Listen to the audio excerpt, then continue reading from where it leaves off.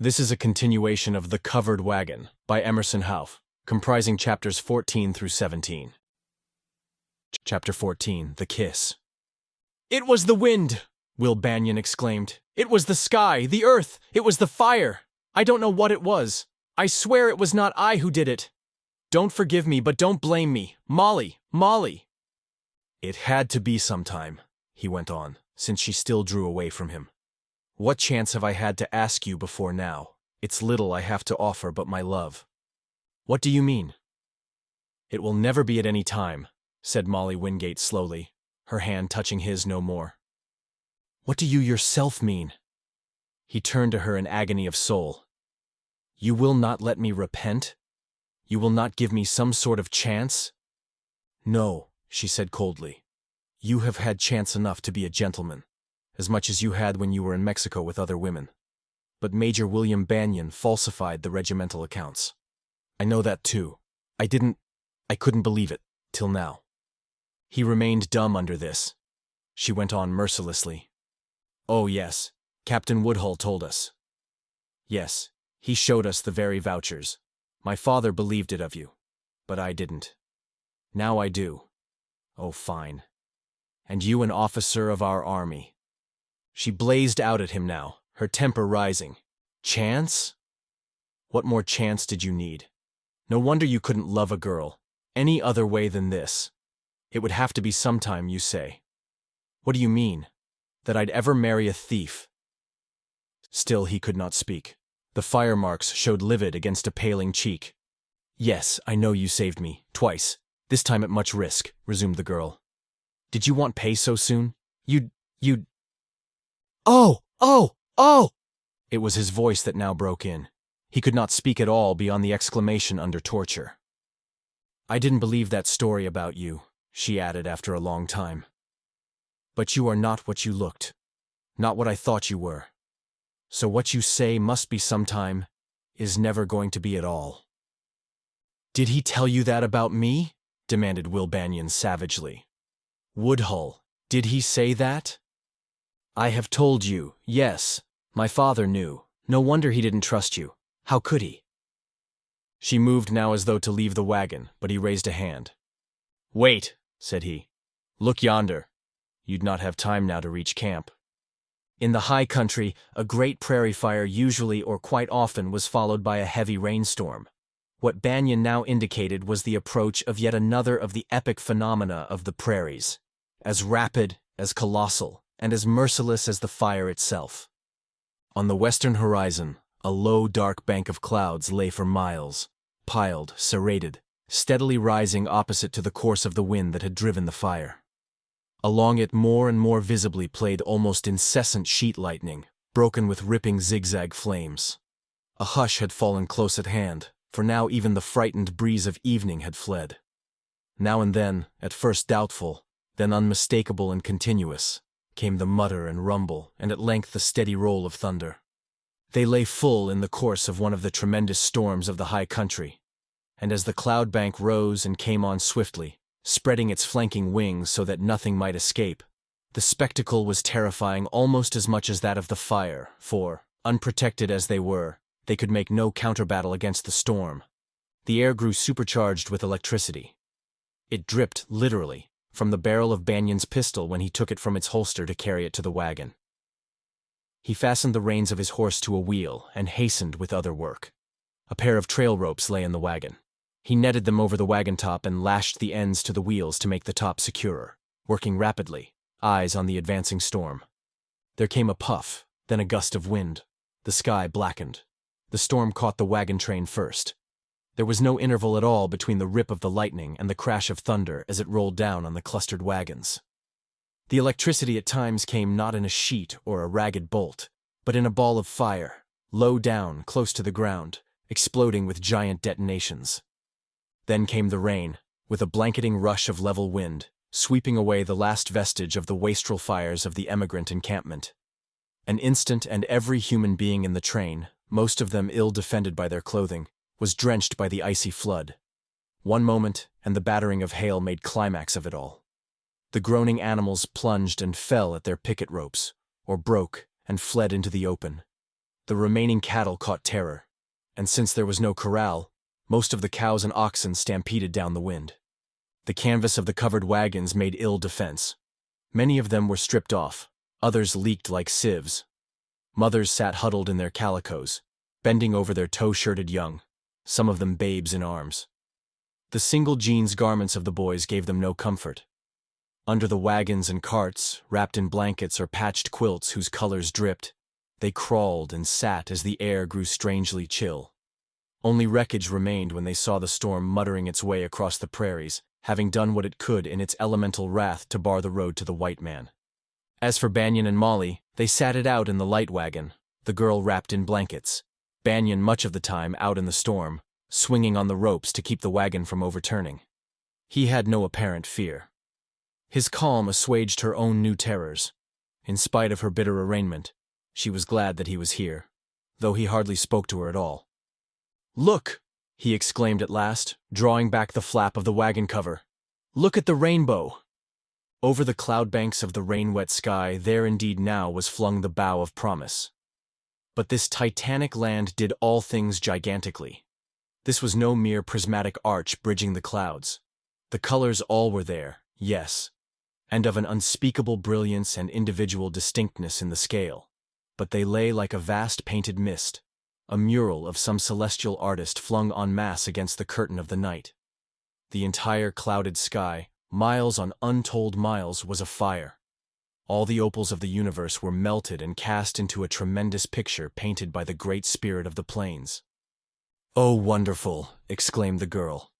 "It might be the celestial city in the desert, promised by the Mormon prophet. It may be so to them, may it be so to us. Blessed be the name of the Lord God of hosts," said Will Banyan. She looked at him suddenly, strangely. What sort of man was he, after all, so full of strange contradictions? A savage, a criminal, yet reverent and devout. "Come," he said. "We can get back now, and you must go. They will think you are lost." He stepped to the saddle of his shivering horse and drew off the poncho, which he had spread above the animal instead of using it himself. He was wet to the bone. With apology, he cast the waterproof over Molly's shoulders, since she now had discarded her blankets. He led the way, his horse following them. They walked in silence in the deep twilight, which began to creep across the blackened land. All through the storm, he had scarcely spoken to her, and he spoke but rarely now. He was no more than guide. But as she approached safety, Molly Wingate began to reflect how much she really owed this man. He had been a pillar of strength, elementally fit to combat all the elements, else she had perished. "Wait!" She had halted at the point of the last hill which lay between them and the wagons. They could hear the wailing of the children close at hand. He turned inquiringly. She handed back the poncho. "I am all right now. You're wet, you're tired, you're burned to pieces. Won't you come on in?" "Not tonight." But still she hesitated. In her mind there were going on certain processes she could not have predicted an hour earlier. "I ought to thank you," she said. "I do thank you." His utter silence made it hard for her. He could see her hesitation, which made it hard for him, coveting sight of her always, loath to leave her. Now a sudden wave of something, a directness and frankness born in some way in this new world apart from civilization, like a wind-blown flame, irresponsible and irresistible, swept over Molly Wingate's soul as swiftly, as unpremeditatedly as it had over his. She was a young woman fit for love, disposed for love, at the age for love. Now, to her horror, the clasp of this man's arm, even when repelled in memory, returned, remained in memory. She was frightened that it still remained, frightened at her own great curiousness. About that, he knew what she meant. "I don't want you to think anything but the truth of me. If you have deceived people, I don't want to deceive you." "What do you mean?" He was a man of not very many words. "About that, you said it could never be. Number if it could, I would not be stopping here now to say so much." He stepped closer, frowning. "What is it you are saying then? That a man's a worse brute when he goes mad, as I did?" "I expect not," said Molly Wingate queerly. It is very far out here. It's some other world, I believe. And I suppose men have kissed girls. I suppose no girl ever was married who was not ever kissed. What are you saying? I said I wanted you to know the truth about a woman. About me. That's just because it's not ever going to be between us. It can't be. Because of that other matter in Mexico. If it had not been for that, I suppose after a time I wouldn't have minded what you did back there. I might have kissed you. It must be terrible to feel as you feel now, so ashamed. But after all, it was criminal, he broke out. But even criminals are loved by women. They follow them to jail, to the gallows. They don't mind what the man is. They love him. They forgive him. They stand by him to the very end. Yes, I suppose many a girl loves a man she knows she never can marry. Usually she marries someone else. But kissing, that's terrible. Yes, but you will not let me make it splendid and not terrible. You say it never can be. That means we've got to part. Well, how can I forget? I don't suppose you can. I don't suppose that I can. What are you going to say? Don't. Oh, please don't. But she still went on, strangely, not in the least understanding her own swift change of mood, her own intent with him, vis-à-vis, here in the wilderness. While we were walking down here just now, said she, somehow it all began to seem not so wrong. It only seemed to stay wrong for you to have deceived me about yourself, what you really were, when you were in the army. I could maybe forgive you up to that far, for you did. For men are, well, men. But about that other, you knew all the time we couldn't ever. I'd never marry a thief. The great and wistful regret of her voice was a thing not to be escaped. She stood, a very splendid figure, clean and marvelous of heart, as she was begrimed and bedraggled of body now, her great vital force not abated by what she had gone through. She spread her hands just apart and looked at him in what she herself felt was to be the last meeting of their lives, in which she could afford to reveal all her soul for once to a man, and then go about a woman's business of living a life fed on the husks of love given her by some other man. He knew that he had seen one more miracle. But, chastened now, he must, keep down his own eager arms. He heard her speak once more, her voice like some melancholy bell of vespers of a golden evening. Oh, Will Banion, how could you take away a girl's heart and leave her miserable all her life? The cry literally broke from her. It seemed in her own ears the sudden voice of some other woman speaking, some unaccountable strange woman, whom she never had seen or known in all her life. Your heart, he whispered, now close to her in the dusk. You did not. But he choked. She nodded, not brazenly or crudely or coarsely, not even bravely, but in utter simplicity. For the time she was wholly free of woman coquetry. It was as though the elements had left her also elemental. Her words now were of the earth, the air, the fire, the floods of life. Yes, she said. I will tell you now, because of what you have done for me. If you gave me life, why shouldn't I give you love? If so I could. Love? Give me love? Yes. I believe I was going to love you, until now. Although I had promised him, Captain Woodhull. Oh, you see, I understand a little of what it was to you. What made you? She spoke disconnectedly. I believe I'd not have cared. I believe I could follow a man to the gallows. Now I will not, because you didn't tell me you were a thief. I can't trust you, but I'll kiss you once for goodbye. I'm sorry. I'm so sorry. Being a man, he never fathomed her mind at all. But being a man, slowly, gently, he took her in his arms, drew her tight. Long it was, till their lips met, and long then.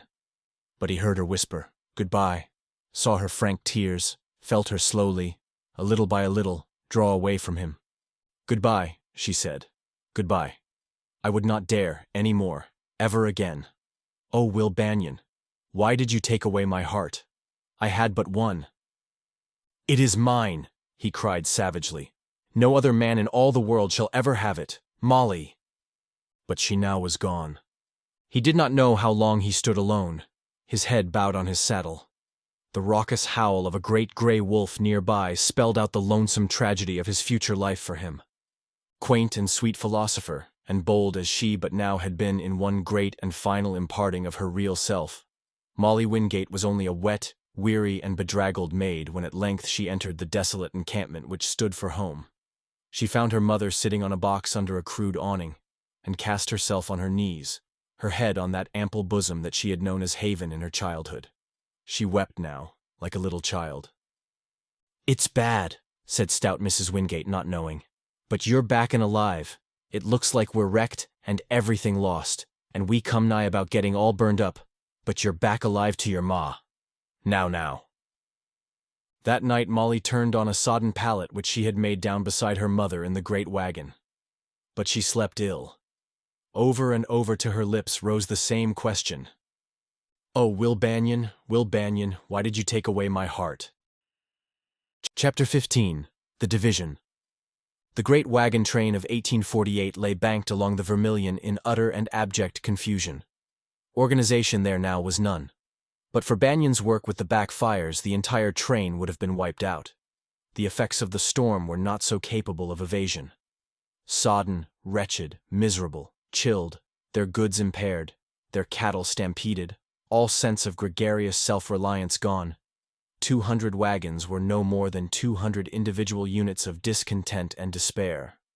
So far as could be prophesied on facts apparent, the journey out to Oregon had ended in disaster almost before it was well begun. Bearded men at smoking fires looked at one another in silence, or would not look at all. Elan, morale, esprit de corps were gone utterly. Stout Caleb Price walked down the wagon lines, passing 80 men shaking in their native agues, not yet conquered. Women, pale, gaunt, grim, looked at him from limp sunbonnets whose stays had been half dissolved. Children whimpered. Even the dogs, curled nose to tail under the wagons, growled surlily. But Caleb Price found at last the wagon of the bugler who had been at the wars and shook him out. "Sound, man," said Caleb Price. "Play up, oh Susanna. Then sound the assembly. We've got to have a meeting." They did have a meeting. Jesse Wingate scented mutiny and remained away. "There's no use talking, men," said Caleb Price. "No use trying to fool ourselves. We're almost done, the way things are. I like Jess Wingate as well as any man I ever knew, but Jess Wingate's not the man. What shall we do?" He turned to Hall, but Hall shook his head. To Kelsey, but Kelsey only laughed. "I could get a dozen wagons through, maybe," said he. "Here's 200. Woodhull's the man, but Woodhull's gone, lost I reckon, or maybe killed and lying out somewhere on these prairies. You take it, Cale." Price considered for a time. "No," said he at length. "It's no time for one of us to take on what may be done better by someone else, because our women and children are at stake. The very best man's none too good for this job, and the more experience he has, the better. The man who thinks fastest and clearest at the right time is the man we want, and the man we'd follow. The only man. Who'll he be?" "Oh, I'll admit Banion had the best idea of crossing the Kaw," said Kelsey. "He got his own people over too, somehow." "Yes, and they're together now 10 miles below us. And Molly Wingate, she was caught out with her team by the fire, says it was Banion who started the backfire. That saved his train and ours. Ideas that come too late are no good. We need some man with the right ideas at the right time." "You think it's Banion?" Hall spoke. "I do think it's Banion. I don't see how it can be anyone else. Woodhull'd never stand for it. He isn't here. Wingate won't. He'll have to." The chief of mutineers, a grave and bearded man, waited for a time. "This is a meeting of the train," said he. "In our government the majority rules. Is there any motion on this?" Silence. Then rose Hall of Ohio, slowly, a solid man, with 3 wagons of his own. "I've been against the Missouri outfit," said he. "They're a wild bunch, with no order or discipline to them. They're not all free soilers, even if they're going out to Oregon. But if one man can handle them, he can handle us. An army man with a Western experience. Who'll it be unless it is their man? South, Mr. Chairman. I move for a committee of 3. Yourself to be 1. To ride down and ask the Missourians to join on again. All under Major Banyan. I'll have to second that, said a voice. Price saw a dozen nods. You've heard it, men, said he. All in favor rise up. They stood, with not many exceptions, rough-clad, hard-headed, hard-handed men of the nation's vanguard. Price looked them over soberly. You see the vote, men, said he. I wish Jess had come, but he didn't. Who'll be the man to ride down? Wingate? He wouldn't go, said Kelsey. He's got something against Banyan. Says he's not right on his war record, something. He's right on his train record this far, commented Price. We're not electing a Sabbath school superintendent now, but a train captain who'll make these wagons cover 12 miles a day, average. Hall, you and Kelsey saddle up and ride down with me. We'll see what we can do. One thing sure, something has got to be done, or we might as well turn back. For one, I'm not used to that. They did saddle and ride, to find the Missouri column coming up with intention of pitching below, at the very scene of the massacre, which was on the usual big Vermilion ford, steep banked on either side, but with hard bottom. Ahead of the train rode 2 men at a walk, the scout Jackson and the man they sought. They spied him as the man on the black Spanish horse, found him a pale and tired young man, who apparently had slept as ill as they themselves. But in straight and manful fashion, they told him their errand. The pale face of Will Banyan flushed, even with the livid scorch marks got in the prairie fire the day before. He considered. Gentlemen, he said after a time, you don't know what you are asking of me. It would be painful for me to take that work on now. It's painful for us to see our property lost and our families set afoot, rejoined Caleb Price. It's not pleasant for me to do this. But it's no question, Major Banyan, what you or I find painful or pleasant. The question is on the women and children. You know that very well. I do know it, yes. But you have other men. Where's Woodhull? We don't know. We think the Pawnees got him among the others. Jackson, Banyan turned to his companion. We've got to make a look around for him. He's probably across the river somewhere. Like enough, rejoined the scout. But the first thing is for all us folks to get across the river too. Let him go to hell. We want you, Major, said Hall quietly, and even Kelsey nodded. What shall I do, Jackson? Demanded Banyan. Fly in or hit, Will, replied that worthy. Leastways, take hit on long enough so's to get them across and help get their cattle together. Ye couldn't get Wingate to work under ye no ways. But mebbe so we can show 'em for a day or so how old Missouri gets across the country. Uh-huh. Again Banyan considered, pondering many things of which none of these knew anything at all. At length he drew aside with the men of the main train. Park our wagons here, Bill, he said. See that they are well parked too. Get out your guards. I'll go up and see what we can do. We'll all cross here. Have your men get all the trail ropes out and lay in a lot of dry cottonwood logs. We'll have to raft some of the stuff over. See if there's any wild grapevines along the bottoms. They'll help hold the logs. So long. He turned, and with the instinct of authority rode just a half-length ahead of the others on the return.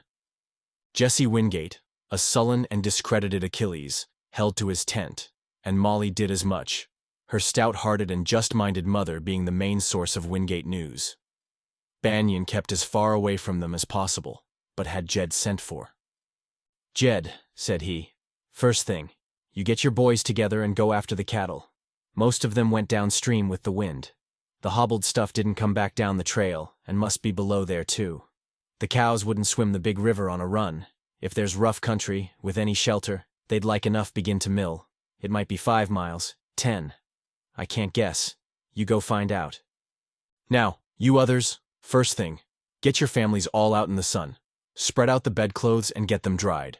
Build fires and cook your best right away. Have the people eat. Get that bugle going and play something fast. Sweet hour of prayer is for evening. Not now. Give 'em reveille, and then the cavalry charge. Play Susanna. I'm going to ride the edge of the burning to look for loose stock. You others get a meal into these people. Coffee, quinine, more coffee. Then hook up all the teams you can, and move down to the ford. We'll be on the Platte and among the buffalo in a week or 10 days. Nothing can stop us. All you need is just a little more coffee and a little more system, and then a good deal more of both. Now's a fine time for this train to shake into place, he added. You, Price, take your men and go down the lines. Tell your kinfolk and families and friends and neighbors to make bands and hang together. Let 'em draw cuts for place if they like, but stick where they go. We can't tell how the grass will be on ahead, and we may have to break the train into sections on the Platte, but we'll break it ourselves and not see it fall apart or fight apart. So, he wheeled and went away at a trot. All he had given them was the one thing they lacked. The Wingate wagons came in groups and halted at the riverbank, where the work of rafting and wagon boating went methodically forward. Scores of individual craft, tipsy and risky, 2 or 3 logs lashed together, angled across and landed far below. Horsemen swam across with lines, and larger rafts were steadied fore and aft with ropes snubbed around tree trunks on either bank. Once started, the resourceful pioneer found a dozen ways to skin his cat, as one man phrased it, and presently the falling waters permitted swimming and fording the stock. It all seemed ridiculously simple and ridiculously cheerful. Toward evening, a great jangling of bells and shouting of young captains announced the coming of a great band of the stampeded livestock, cattle, mules, and horses mixed. Afar came the voice of Jed Wingate singing, "Oh, then Susanna," and urging Susanna to have no concern. But Banyan, aloof and morose, made his bed that night apart even from his own train. He had not seen Wingate, did not see him till the next day, noon, when he rode up and saluted the former leader, who sat on his own wagon seat and not in saddle. "My people are all across, Mr. Wingate," he said, "and the last of your wagons will be over by dark and straightened out. I'm parked a mile ahead." "You are parked? I thought you were elected, by my late friends, to lead this whole train." He spoke bitterly and with a certain contempt that made Banyan color. "Number, we can travel apart, though close.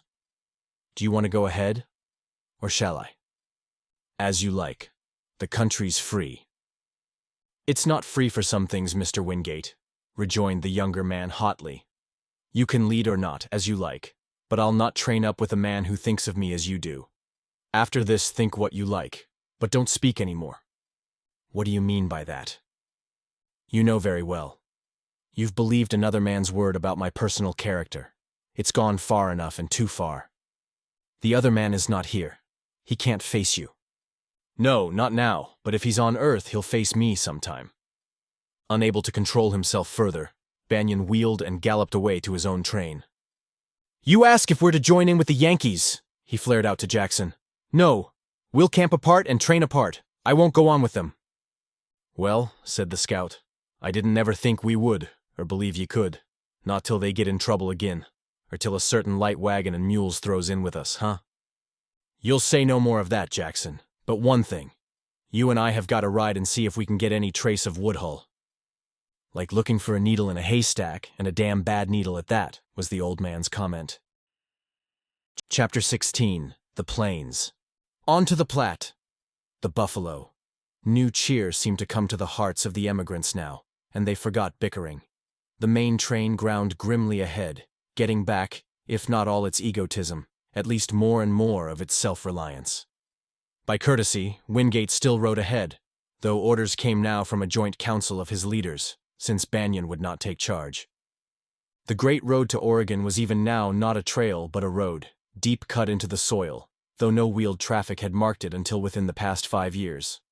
A score of periled paths it might be at times, of tentative location along a hillside or a marshy level, but it was for the most part a deep-cut, unmistakable road from which it had been impossible to wander. At times, it lay worn into the sod a foot in depth.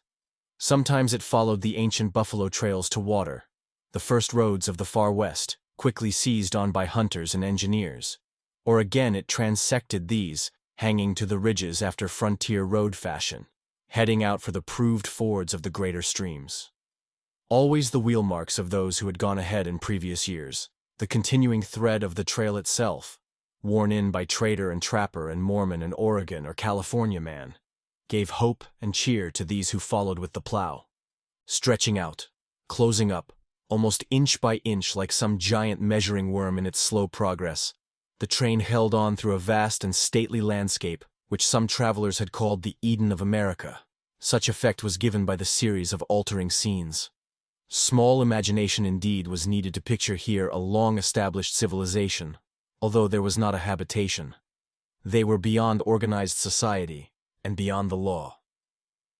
Game became more abundant. Wild turkeys still appeared in the timbered creek bottoms. Many elk were seen, more deer and very many antelope, packed in northward by the fires. A number of panthers and giant gray wolves beyond counting kept the hunters always excited. The wild abundance of an unexhausted nature offered at every hand.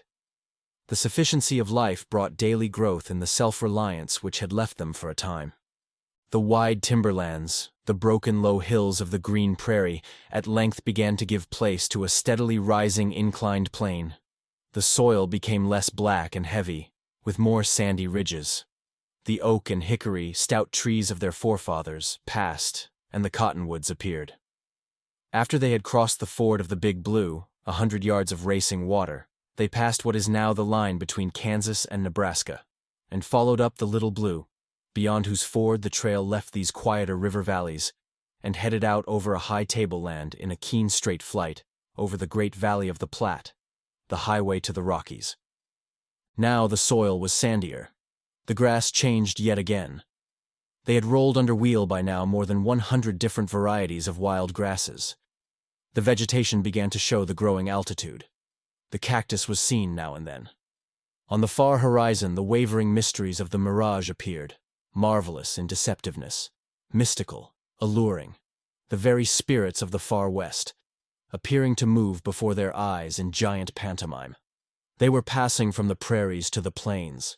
Shouts and cheers arose as the word passed back that the sandhills known as the coasts of the Platte were in sight. Some mothers told their children they were now almost to Oregon. The whips cracked more loudly. The tired teams, tongues lolling, quickened their pace as they struck the downgrade gap leading through the sand ridges. 2,000 Americans, some of them illiterate and ignorant, all of them strong, taking with them law, order, society, the church, the school, anew, were staging the great drama of human life, act and scene and episode, as though upon some great moving platform drawn by invisible cables beyond the vast proscenium of the hills. Chapter 17. The Great Encampment. As the long columns of the great wagon train broke through the screening sandhills, there was disclosed a vast and splendid panorama. The valley of the Platte lay miles wide, green in the full covering of spring. A crooked and broken thread of timber growth appeared, marking the moister soil and outlining the general course of the shallow stream, whose giant cottonwoods were dwarfed now by the distances. In between, and for miles up and down the flat expanse, there rose the blue smokes of countless campfires, each showing the location of some white-topped ship of the plains. Black specks, grouped here and there, proved the presence of the livestock under herd. Over all shone a pleasant sun. Now and again the dark shadow of a moving cloud passed over the flat valley, softening its high lights for the time. At times, as the sun shone full and strong, the faint loom of the mirage added the last touch of mysticism. The figures of the wagons rising high, multiplied many-fold, with giant creatures passing between, so that the whole seemed indeed some wild phantasmagoria of the desert. "Look!" exclaimed Wingate, pulling up his horse. "Look, Caleb, the northern train is in and waiting for us. 100 wagons. They're camped over the whole bend." The sight of this vast reinforcement brought heart to every man, woman, and child in all the advancing train. Now, indeed, Oregon was sure. There would be, all told, 400 to 500 to above 600 wagons. Nothing could withstand them. They were the same as arrived. As the great trains blended before the final embarkment, men and women who had never met before shook hands, talked excitedly, embraced, even wept. Such was their joy in meeting their own kind. Soon the vast valley at the foot of the grand island of the Platte, 90 miles in length it then was, became one vast bivouac whose parallel had not been seen in all the world. Even so, the Missouri column held back, an hour or two later on the trail. Banyan, silent and morose, still rode ahead, but all the flavor of his adventure out to Oregon had left him. Indeed, the very savor of life itself. He looked at his arms, empty, touched his lips, where once her kiss had been, so infinitely and ineradicably sweet. Why should he go on to Oregon now? As they came down through the gap in the coasts, looking out over the Grand Island and the great encampment, Jackson pulled up his horse. "Look, someone coming out." Banyan sat his horse awaiting the arrival of the rider, who soon cut down the intervening distance until he could well be noted. A tall, spare man he was, middle-aged, of long lank hair and gray stubbled beard, and eyes overhung by bushy brows. He rode an Indian pad saddle without stirrups, and was clad in the old costume of the hunter of the far west, fringed shirt and leggings of buckskin. Moccasins made his foot covering, though he wore a low, wide hat. As he came on at speed, guiding his wiry mount with a braided rope looped around the lower jaw, he easily might have been mistaken for a savage himself, had he not come alone and from such company as that ahead. He jerked up his horse close at hand and sat looking at the newcomers, with no salutation beyond a short "How?" Banyan met him. "We're the Westport train. Do you come from the Bluffs? Are you for Oregon?" "Yes, I seen you comin'. Thought I'd project some. Who's that back of you?" He extended an imperative skinny finger toward Jackson. "If it hain't Bill Jackson hits his ghost." "The same to you, Jim. How?" The two shook hands without dismounting. Jackson turned grinning to Banyan. "Major," said he, "this is Jim Bridger, the oldest scout in the Rockies, and that knows more west than airy man this side the Missouri. I never thought to see him agin, sartin not this far east."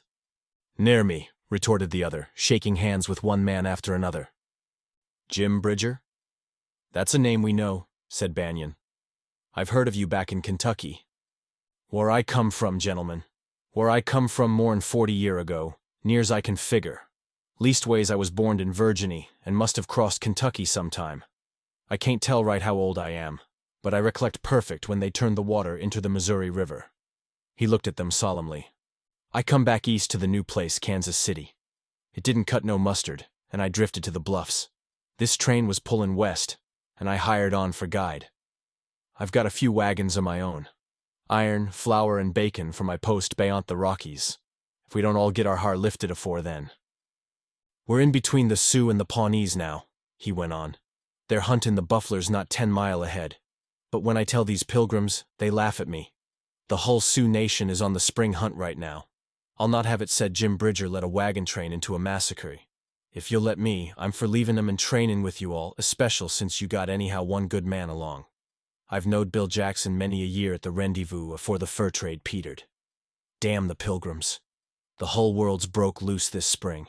There's 5,000 Mormons on ahead, praising God every jump and eatin' the grass below the roots. Women and children. So many of 'em, so many.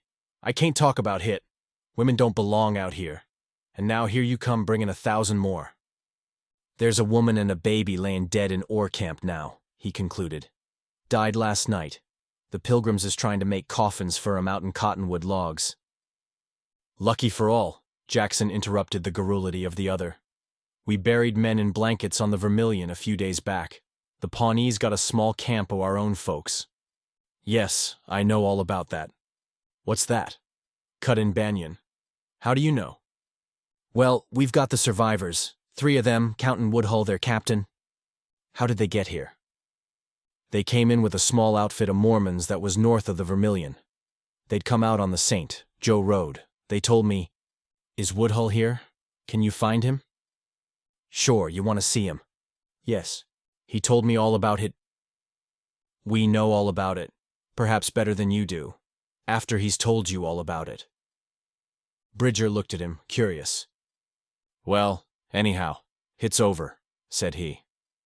"One of the men had a Pawnee arrow in his leg. Reckon hit hurt. I know, for I carried a Blackfoot arrowhead under my shoulder blade for several years. But come on down and help me make these pilgrims set guards. Do we mind now? The hull Sioux nation's just in ahead of us, other side the river. Yet these people didn't want to ford to the south side the Platte. They wanted to stick north of the river. If we had, we'd have our har dryin' by now. I tell ye, the tribes is out to stop the wagon trains this spring. They say too many women and children is comin', and that shows we want to take their land away for keeps. From now on to Oregon, look out. The Cayuses cleaned out the Whitman mission last spring in Oregon. Even the Shoshones is dancin'. The Crows is out, the Cheyennes is marchin', the Bannocks is east of the pass, and you can't tell when they're expect the Blackfoots and Grove Oz.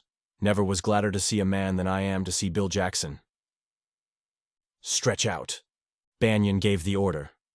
The Missouri wagons came on, filed through the gap in order, and with military exactness wheeled into a perfect park, at one side the main caravan. As the outer columns swung in, the inner spread out till the lapped wagons made a great oblong, Bridger watching them. Quickly the animals were outspanned, the picket ropes put down, and the loose horses driven off to feed while the cattle were close herded. He nodded his approval. "Who's your train boss, Bill?" he demanded. "That's good work." "Major Banyan, of Doniphan's column in the war." "Will he fight?" "Try him." News travels fast along a wagon train. Word passed now that there was a big Sioux village not far ahead, on the other side of the river, and that the caravan should be ready for a night attack. Men and women from the earlier train came into the Westport camp, and the leaders formulated plans. More than 400 families ate in sight of one another fires that evening. Again on the still air of the plains that night rose the bugle summons, by now become familiar. In groups the wagon folk began to assemble at the council fire.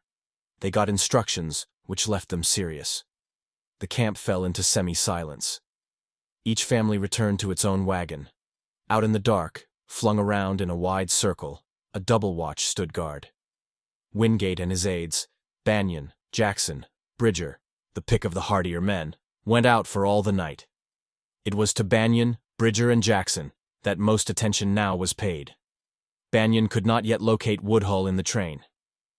The scouts crept out ahead of the last picket line, for though an attack in mass probably would not come before dawn, if the Sioux really should cross the river, some horse stealing or an attempted stampede might be expected before midnight or soon after.